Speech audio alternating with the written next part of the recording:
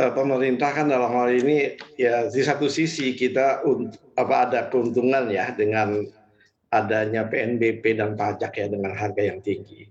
Saya juga mengusulkan sebetulnya agar royalti dari batu bara ya itu bisa dinaikkan. Jadi royaltinya dinaikkan sehingga keuntungan kita melalui ekspor itu dapat ditingkatkan. Namun untuk yang keperluan domestik royaltinya tetap dijaga.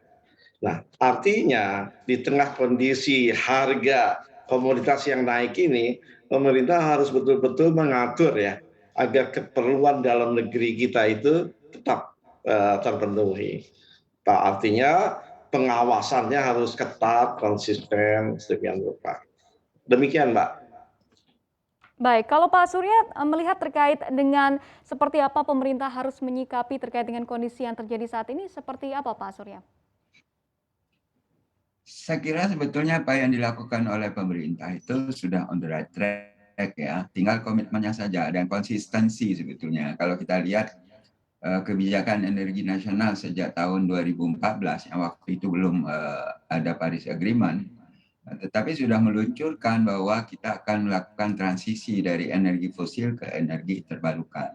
Karena memang sudah wanti-wanti sebetulnya saat itu bahwa kita ya pada suatu ketika nanti energi fosil itu akan secara berangsur-angsur harganya tidak bisa dikendalikan. Sementara di lain pihak kita punya potensi energi terbarukan yang luar biasa besarnya dan itu mencukupi lebih dari cukup untuk kepentingan dalam negeri.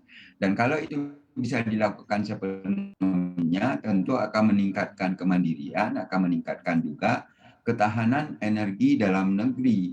Nah, oleh karena itu apa yang sudah dijalankan di dalam kebijakan energi nasional itu seharusnya dijalankan dengan konsekuen dan konsisten. Persoalannya adalah yang terjadi selama ini karena ketika harga misalnya harga energi fosil itu diberikan subsidi, kemudian harga fosil kadang-kadang volatilitasnya bisa rendah gitu harganya. Pada saat rendah seolah-olah kita sedang dalam posisi menguntungkan karena harga energi kita rendah. Tetapi ketika harga energi fosil tinggi, kita kelabakan. Nah, di sini yang perlu konsistensi oleh pemerintah ya untuk dilaksanakan secara konsisten dan konsekuen. Oke, baik.